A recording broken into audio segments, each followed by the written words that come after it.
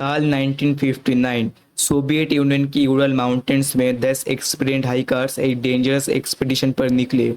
उनमें से एक आदमी रास्ते में बीमार पड़ गया और वापस लौट गया।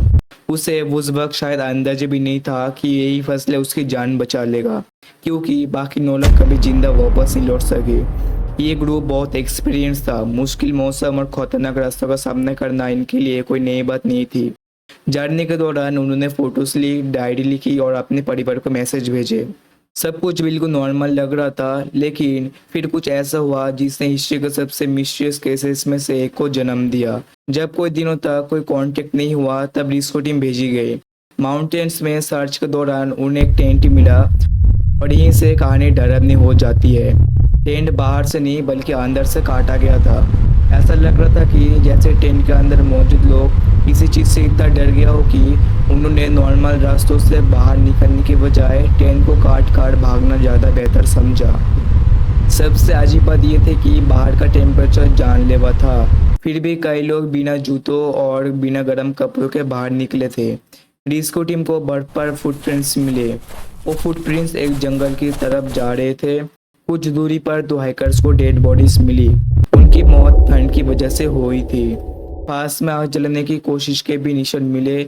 इसका मतलब था कि टेंट छोड़ने के बाद भी वो कुछ वक्त तक जिंदे थे। लेकिन सवाल वही था, वो टेंट से भागे क्यों? कुछ दिनों बाद 3 और डेड बॉडीज मिली। ऐसा लग रहा था कि वो टेंट की तरफ वापस लौटने की कोशिश कर रहे थे, लेकिन वो भी रास्ते में मर गए। मामला और भी मिस्टीरियस तब हो गया जब बाकी 4 बॉडीज कई महीनों बाद मिली। इन लोगों की इंजरीज बहुत अनयूजुअल थी। किसी की खोपड़ी टूट चुकी थी, किसी की पसलियाँ टूट गई थी और एक महिला की जीभ गायब थी। सबसे शॉकिंग बात यह थी कि बॉडीज के बाहर ज़्यादा घाव नहीं थे, जैसे किसी बहुत पावरफुल फोर्स ने अंदर से डैमेज किया हो। इन्वेस्टिगेटर्स ने कहा कि ऐसी इंजरीज किसी नॉर्मल एक्सीडेंट जैसी नहीं लगती। फिर एक और शॉकिंग बात सामने आई। कुछ कपड़ों पर रेडियो एक्टिव कॉन्टिमिनेशन के निशान मिले।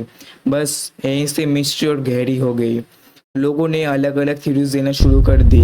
कुछ लोगों ने कहा ये एक सीक्रेट मिलिट्री एक्सपेरिमेंट था, कुछ ने इसे यूएफओ से जोड़ दिया और कुछ लोगों का मानना था कि किसी अननोन क्रिएचर ने उन पर अटैक किया था। सालों तक दुनिया इस मिस्ट्री का जवाब नहीं ढूंढ पाई, लेकिन कोई भी थोड़ी सारी एविडेंस को परफेक्टली एक्सप्लेन नहीं कर सकी। गवर्नमेंट इन्वेस्टिगेशन का कंक्लूजन भी उतना ही मिस्टीरियस था। रिपोर्ट में लिखा गया था कि हाइकर्स की मौत एक अननोन कॉम्पेलिंग फोर्स की वजह से हुई, यानी कोई ऐसी ताकत जिसने उन्हें टेंट छोड़कर भागने पर मजबूर कर दिया। लेकिन वो ताकत क्या थी? ये सवाल आज भी पूरी तरह सॉल्व नहीं हो पाया है और शायद इसी वजह से डेटलॉक पास इंसिडेंट आज भी दुनिया के सबसे डरावने और अनसॉल्व्ड मिस्ट्रीज में से एक माना जाता है।